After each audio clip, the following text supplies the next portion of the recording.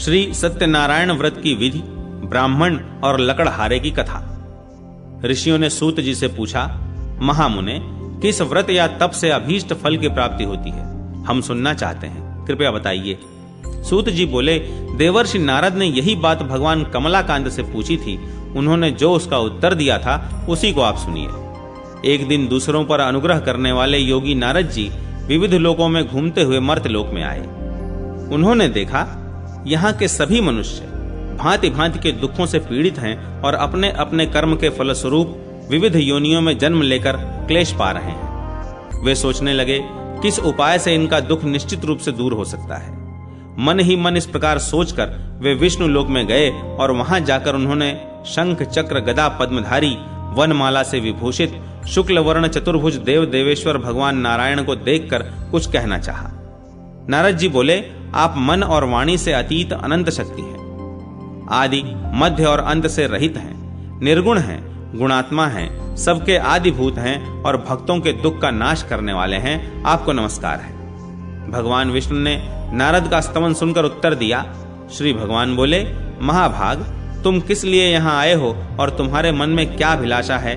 बताओ, मैं तुम्हारी सब बातों का उत्तर दूंगा। नारद जी बोले, मर्त्यलोक में मनुष्य पाप कर्मवश विविध योनियों में जन्म लेकर नाना प्रकार से क्लेश पा रहे हैं और अपने अपने पापों का फल भोग रहे हैं। हे नाथ, उनके वे सारे क्लेश सहज में ही कैसे दूर हो सकते हैं? यदि मुझ पर आपकी कृपा है तो वह उपाय बताइए, उसी को सुनने की मेरी इच्छा है। श्री भगवान ने कहा, वत्स, लोगों के प्रति अनुग्रह कामी होकर तुमने बड़ी अच्छी बात पूछी। जिसके करने से मनुष्य मोह से मुक्त होता है वह मैं तुमसे कह रहा हूं, सुनो। एक अत्यंत पवित्र व्रत है जो स्वर्ग या पृथ्वी पर अति दुर्लभ है। मैं स्नेहवश, हे विप्र, आज उसी को प्रकट कर रहा हूं। इस व्रत का नाम सत्यनारायण व्रत है। इसको भली भांति विधान पूर्वक बतलाता हूं। इस व्रत का सम्यक रूप से अनुष्ठान किए जाने पर इस लोक में सुख भोग कर मनुष्य परलोक में मोक्ष को प्राप्त करता है। भगवान की इस बात को सुनकर नारद जी ने फिर कहा, इस व्रत का क्या फल है, इसकी क्या विधि है और किसने यह व्रत किया था तथा कब किया था, यह सब विस्तार पूर्वक बतलाइए। श्री भगवान बोले, इस व्रत से दुख शोकादि का नाश होता है, धन धान्य की वृद्धि होती है और यह व्रत सौभाग्य, संतति तथा सर्वत्र विजय प्रदान करता है। मनुष्य भक्ति श्रद्धा के साथ जिस किसी दिन यह व्रत कर सकता है, परंतु सत्यनारायण देव निशामुख अर्थात संध्या के समय पूजे जाने पर संतुष्ट होते हैं। धर्मपरायण मनुष्य ब्राह्मण और बंधु बांधवों के साथ यह व्रत करे। भक्त के द्वारा भोग लगावे। भोग उत्तम पदार्थों का होना चाहिए। भोग सवा के हिसाब से, जैसे सवा छटाक, सवा पाव, सवा सेर आदि होना चाहिए। केला, घी, दूध, गेहूं, गेहूं का आटा न मिलने पर चावल का आटा और चीनी अथवा गुड़ का भोग लगाना चाहिए। ये सभी चीजें परिमाण में सवा के हिसाब से होनी चाहिए और सबको एकत्र कर निवेदन करना चाहिए। तदनंतर घर के लोगों के साथ कथा सुनकर ब्राह्मण को दक्षिणा देनी चाहिए। इसके बाद ब्राह्मणों को प्रसाद खिलाकर अपने बंधु बांधवों के साथ भक्ति पूर्वक स्वयं प्रसाद ग्रहण करना चाहिए और भगवान के सामने नाचना और गाना चाहिए। इसके बाद स्तुति करके सत्यनारायण भगवान का स्मरण करते हुए घर जाना चाहिए। इस प्रकार करने पर मनुष्यों को निश्चय ही मनोवांछित फल प्राप्त होगा। विशेषकर इस कलयुग में तो सत्यनारायण व्रत के अतिरिक्त पृथ्वी पर अभीष्ट सिद्धि का और कोई उपाय ही नहीं है। पूर्व काल में एक ब्राह्मण इस व्रत को करके कृतकृत्य हो गए थे। अब उनकी कथा कहता हूं। काशीपुर ग्राम में एक निर्धन ब्राह्मण रहते थे। वे भूख प्यास से व्याकुल होकर सदा पृथ्वी पर भटका करते।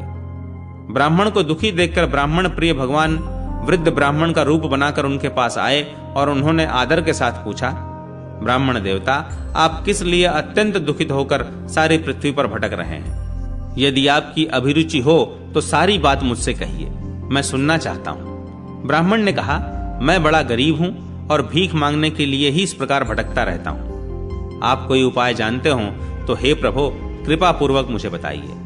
वृद्ध ब्राह्मण ने कहा, सत्यनारायण विष्णु भगवान मनचाहा फल देते हैं। द्विज श्रेष्ठ, आप सत्यनारायण का उत्तम व्रत करें। मनुष्य इस व्रत को करके सब दुखों से मुक्त हो जाता है। श्री भगवान बोले, वृद्ध बने हुए सत्यनारायण ब्राह्मण को आदर पूर्वक व्रत की पूरी विधि बताकर वहां से अंतर्ध्यान हो गए। तदनंतर वे ब्राह्मण मन ही मन भगवान का चिंतन करते हुए घर लौटे। उन्होंने समझा कि नारायण ने ही मुझको यह व्रत बतलाया है, अतएव मैं इस व्रत को करूंगा। ब्राह्मण इसी सोच विचार में रहे।